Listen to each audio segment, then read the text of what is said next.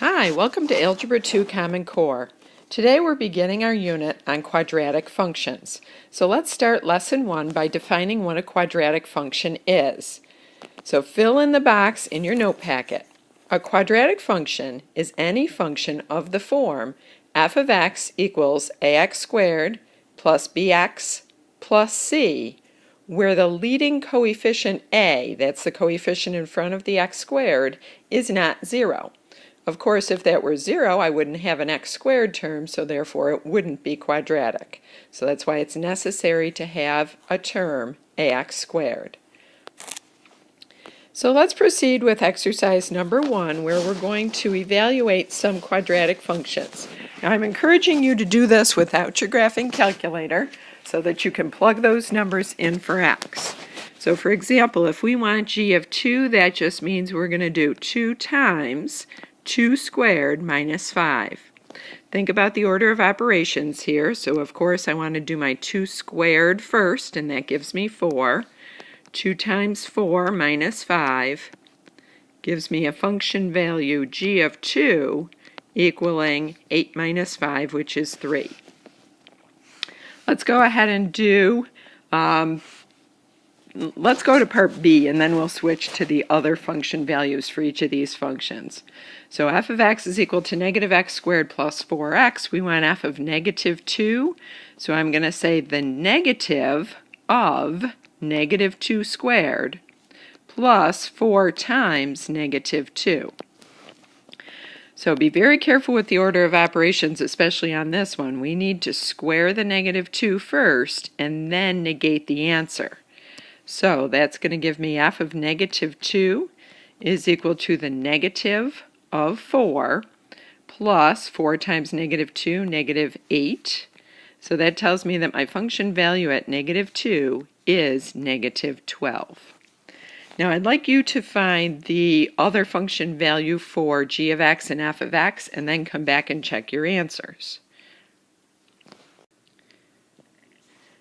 Check your work and your answers with mine. For g of negative 1, I got an answer of negative 3, and for f of 3, I got an answer of 3. Now let's move on to the graph of a quadratic function. We all should remember that a graph of a quadratic function is always going to give me the shape of a parabola. So a quadratic function graphs as a parabola. So let's practice with the easiest parabola there is. The most basic parabola is the function y equals x squared. Now I think that we can fill out this table of values without our graphing calculator. So we're merely squaring each of our input values. So negative 3 squared, of course, is 9. Negative 2 squared is 4. Negative 1 squared is 1. 0 squared is 0. 1 squared is 1. 2 squared is 4. 3 squared is 9. Now take a minute to plot these points on your graph and come back and check your graph with mine. So our parabola should look like this. Let's take a look at some of the important pieces of our parabola. First of all, we know that the turning point is at the coordinates 0, 0. And we see that the axis of symmetry is just the line that divides the parabola right in half. So I could draw that axis right here. And that axis of symmetry has the equation x equals 0. You can also see the turning point in our table of values. It's right here, and we can see to the left and to the right of that turning point the values for the outputs repeat. The other thing that we want to answer for this is part E, over what interval is this function increasing? So we can take a look at the graph and we see that it's going uphill right along here on this right side of the graph. So therefore I know that the graph is increasing. I'm going to use an interval to represent where it's increasing. The interval will represent my x values. So it starts increasing at 0, and it keeps increasing for the whole rest of the graph, which would go to where x is infinity.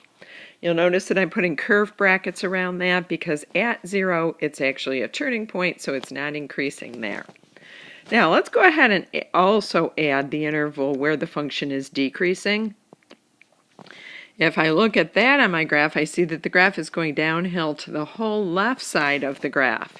So when I mark that in interval notation, where x is negative infinity, it starts decreasing, and it continues to decrease until x gets to 0. So I have both my interval of increasing and decreasing for this graph. Now the last question that we want to answer for this graph is the domain and the range. So the domain is just our input values. There's nothing that we can't put in for x, so I'm going to say that my domain is all real numbers from negative infinity to infinity. The range, I notice that my graph never goes below the x-axis. So that means that my range is from the number 0, that's the lowest or the smallest output value, up to infinity. On the infinity end, I'm putting a curve bracket, but on the 0 end, I'm putting a square bracket. And that's because 0 is actually an output for the x value 0. So 0 has to be included in the range. Now let's take a look at some important information that we have generally about parabolas. The parabola turning point, we all know, is called the vertex. And in order to find the vertex, we first of all have to find the equation for the axis of symmetry. So the axis of symmetry, hopefully you remember from geometry, has the equation x equals the negative of the b divided by 2a. Now, where are those a's and b's coming from? Those are those coefficients that we talked about way back in our definition of a quadratic function. F of x equals ax squared, so a is the coefficient of the x squared term. B is the coefficient of the x term. Once we have the x value for the axis of symmetry, we just go ahead and use that x value for the x coordinate of our vertex. And then we substitute that number into our function, and we get the output at that x value, and that's the coordinates of my vertex. So you'll notice that this axis of symmetry gives me the x coordinate of my vertex.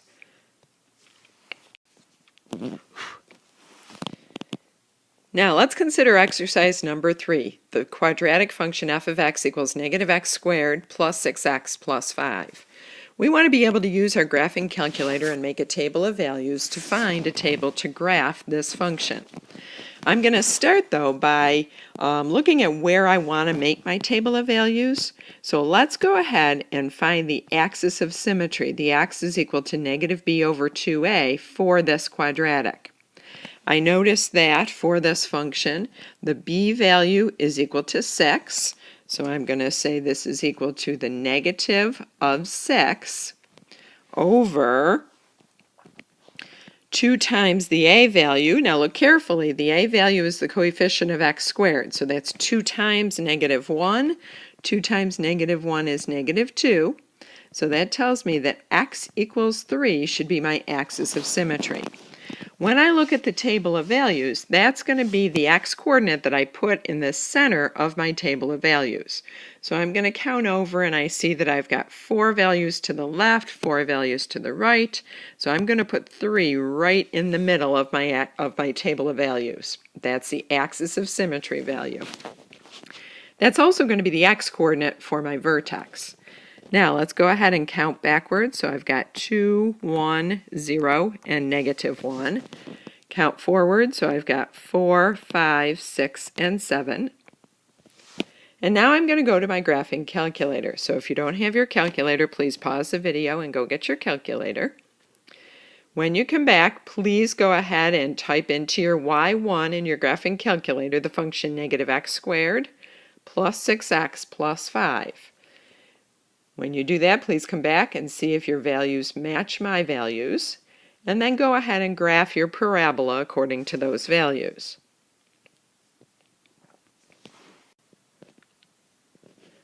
Look at your table of values and make sure that it matches my output values, and then go ahead and plot those points. Try to connect yours in a much smoother graph than I'm able to do on this tablet.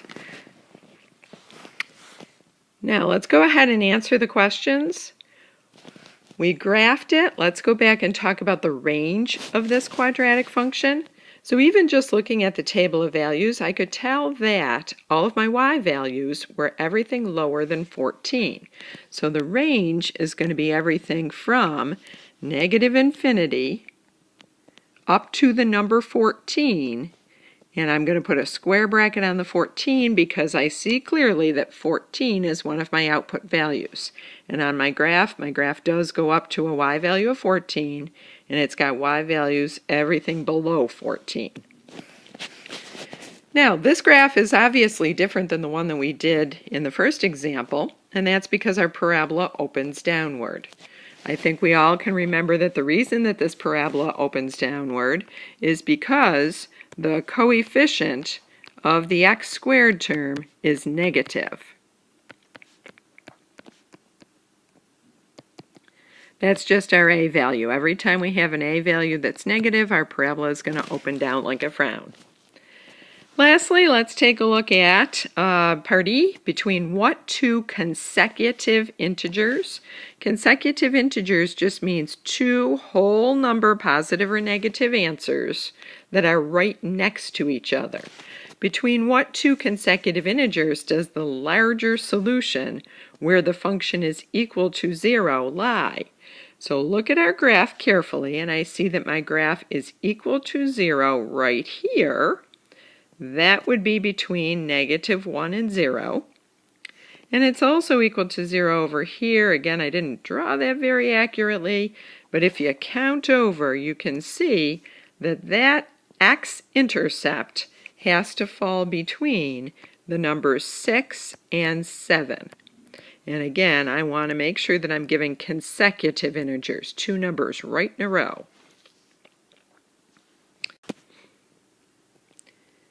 For exercise number 4, we want to find the y-intercept of the quadratic function. So in that last example, we were looking for x-intercepts, where the graph crossed the x-axis, or where the function was equal to 0. For this one, since we want the y-intercept, we should remember from our work throughout this course so far that the y-intercept just means we want to let the x be equal to 0. So we want to find the function value at 0. So substituting 0 in for x, I've got 3 times 0 squared minus 0 plus 6. This is a nice easy one to solve. F of 0 is just equal to 6. So my y-intercept is going to be the point 0, 6, where the x is equal to 0 and the y is equal to 6. This parabola will cross the y-axis where y is equal to 6. In exercise number 5, we want to look at a real-world application problem. A stone is dropped from the top of a cliff. The function h of t is equal to 320 minus 16t squared can be used to model the height. Notice that we're talking about the height of the stone, and the height is being measured in feet.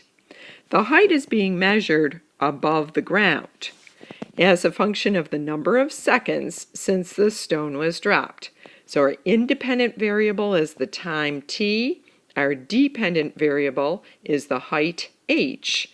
The height depends on how much time has elapsed since we dropped the stone. So in part A, when it says from what height was the stone dropped, clearly we want to solve for h. Now, what specific h value do we want? We want to know when the stone was dropped, so that means when my time was equal to 0. That's exactly when we dropped the stone. So we are going to substitute 0 in for t, and we're going to say h of 0 is equal to 320 minus 16 times 0 squared. Now again, this is a nice easy equation to solve. This would also be our intercept on our vertical axis. So we would have 320 minus 16 times 0, which is 0. So this clearly is dropped from a height of 320 feet. For part B, to the nearest tenth of a second, determine the time. So this time we're trying to solve for time when the stone hits the ground. Now, if the stone is hitting the ground, that's another way of saying the height, h of t, would have to equal 0. It's going to be 0 feet above the ground. So let's go ahead and substitute 0 in for h of t. So 0 is equal to 320 minus 16t squared. Now, for this problem, this is a quadratic equation, and throughout this chapter, we're going to have a lot of practice at solving quadratic equations. This one I think is easy enough to review from previous material. So I'm going to add 16t squared over to the other side of the equation, so I get 16t squared is equal to 320. When I divide both sides by 16, I get that t squared is equal to 20. So to solve for t, I'm going to have to take the square root on both sides. Now clearly we would normally take the positive and the negative square root, but we don't want our time to be a negative value. So I'm going to go ahead and just take the positive square root of 20, and I'm using my graphing calculator. I'm doing second square root of 20. This says to the nearest tenth of a second. So when I round my answer on my calculator, I'm seeing that it's going to be 4.5 seconds. Now that makes sense. The stone is in the air for 4.5 seconds before it hits the ground. Thanks very much. We'll do some more practicing with graphing parabolas in class, and we'll also be talking about the important properties of quadratic functions. Have a great night, and we'll see you in class.